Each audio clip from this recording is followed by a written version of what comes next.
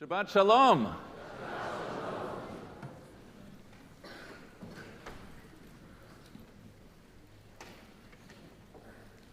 If all you knew about the Exodus from Egypt was what you learned in Hebrew school or what you say at the Passover Seder, then you would not be entirely wrong, but then again, you wouldn't be entirely right either. From one generation to the next, we tell the story, a story that reaches its triumphal denouement in this week's Torah reading, Beshalach. A new Pharaoh arose in Egypt who neither knew Joseph nor took kindly to the Hebrews living in his midst. Not only did Pharaoh decree that the Hebrews be enslaved, but he decreed that every male Israelite be thrown into the Nile. In chapter 2, we're introduced to Moses, a Hebrew boy raised in the house of Pharaoh, who, upon seeing the bitter afflictions of his kinsmen, takes a stand, thus proving to have the requisite character and courage to lead his people. At the burning bush, God summons Moses to step up to the calling of the hour and to go together with his brother Aaron before Pharaoh, which is exactly what he does. "Let my people go," declares Moses. But Pharaoh, with his hardened heart, digs in. God, thank God, has Israel's back, and here come the plagues. Blood, frogs, lice, plague after plague, 10 in total, until finally, after the death of the firstborn, Pharaoh's will finally breaks, and Moses takes flight with his people. With the sea in front of them and Pharaoh's chariots closing in behind, the fate of Israel hangs in the balance. According to the rabbis of old, it was a young boy, Nachshon, who stepped courageously into the water, his faith prompting the sea to split. This morning is Shabbat Shirah, the Sabbath of song, because as such, we read on this day the triumphant song sung by Moses as the Israelites crossed over to dry land in freedom, redeemed from Egypt. It's a good story. Maybe the best story of all. The showdown between Moses and Pharaoh, a combination of machismo, moxie, and matzah. Power politics, plagues, and yes, miracles. This morning, I want to tell you a different story, or at least a different version of the same story, a version that we don't tell at Passover, a version that I was reminded of as I was listening to a lecture this week by Dr. Tamar Kadari of Jerusalem's Schechter Institute of Jewish Studies. This story begins with the following Talmudic comment. Bishar nashim tzidkaniyot shehayu beoto hador nigalu Yisrael mimitzrayim. By the merit of the righteous women of that generation, the Jewish people were redeemed from Egypt.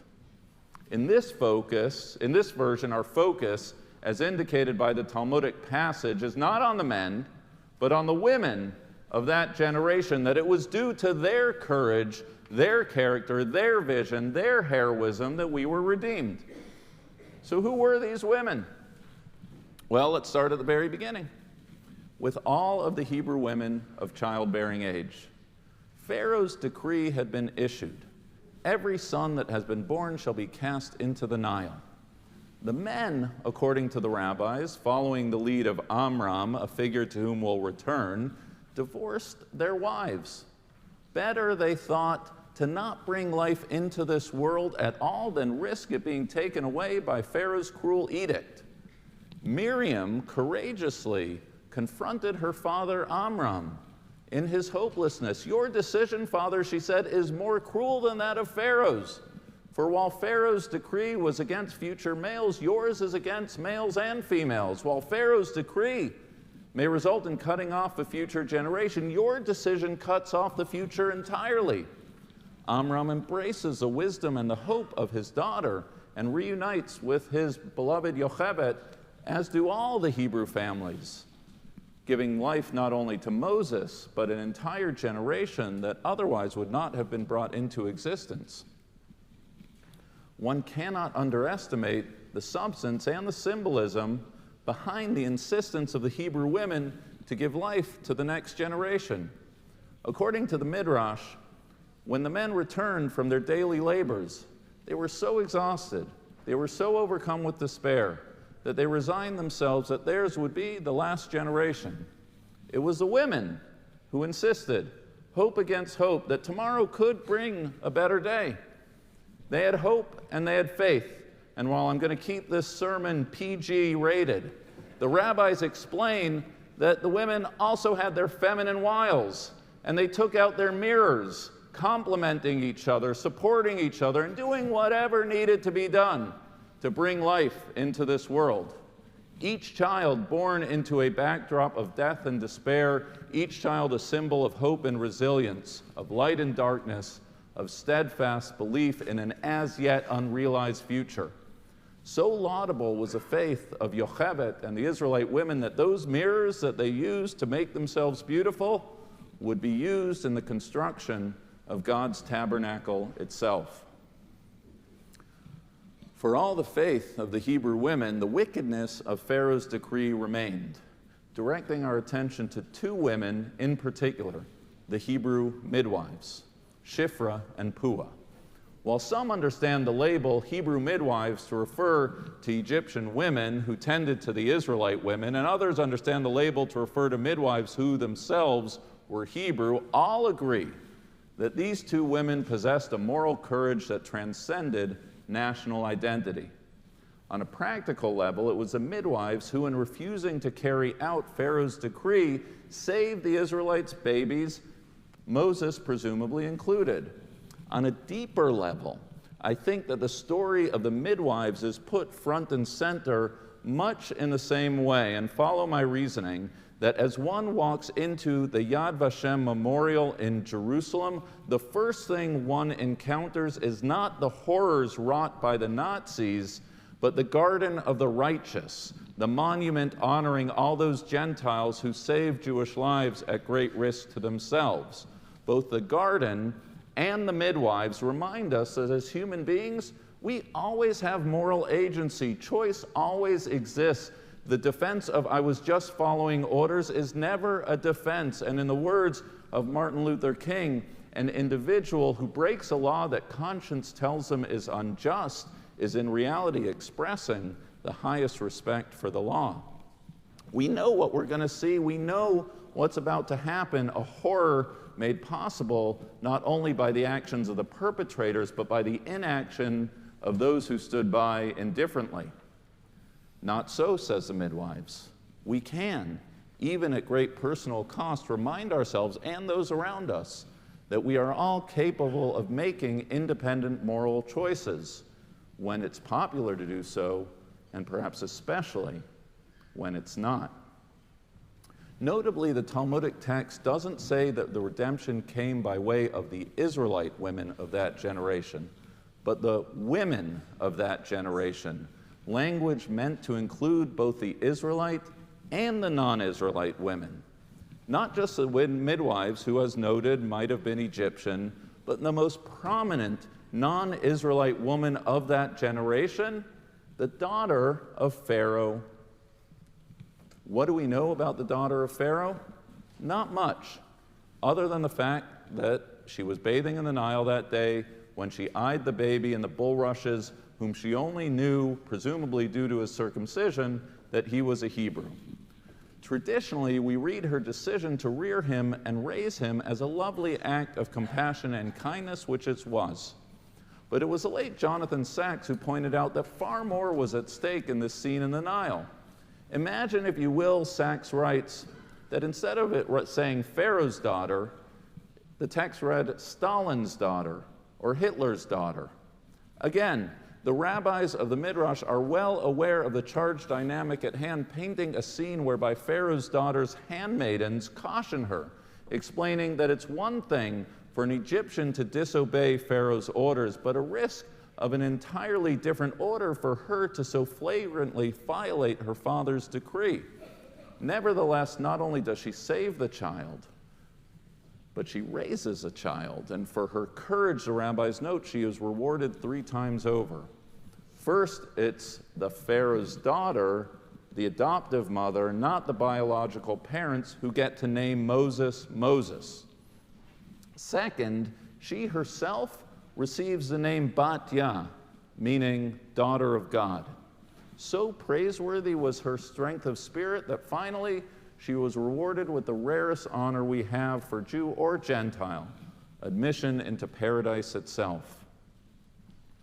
Yocheved, Shifra, Pua, Batya, and of course Moses' Midianite wife Zipporah, who in an enigmatic and sermon-worthy scene not only casts her lot with her Hebrew husband and his people, but takes it upon herself to circumcise their son, saving both his life and the Jewish future.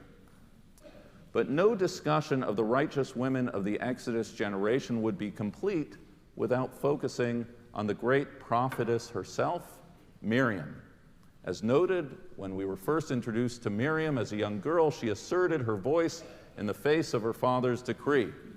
It was Miriam, we know, when her despairing mother Yocheved sent her son down the Nile, accompanied her brother until his safety was assured. It was a slave girl, Miriam, who mustered the courage to address Pharaoh's royal daughter. Miriam's voice is a voice of courage. Miriam's voice is a voice of hope. Miriam's voice, most of all, is a voice of song. It was not just Moses who sang at the sea. It was Miriam. Shiru l'Adonai ki ga'o ga'ah. Sing to the Lord who has triumphed gloriously, not just her voice, but her spirit itself. The rabbis note the textual curiosity that unlike Moses when he sang, Miriam had a timbrel in hand when she sang. Miriam understood that even as the plagues came, even as the Israelites fled without even time for the bread to rise, a brighter day awaited. A time for joy and song and dance would come. And when that moment came, somebody better have a timbrel ready. It was Miriam who picked up that timbrel. It was Miriam who believed that even when hope is frail, there can be miracles. It was Miriam who head first, fearlessly, danced at the sea, leading the Israelites to redemption. By the merit of the righteous women of that generation, the Jewish people were redeemed from Egypt. The story we know of the Exodus isn't wrong. I like a good miracle story as much as the next person.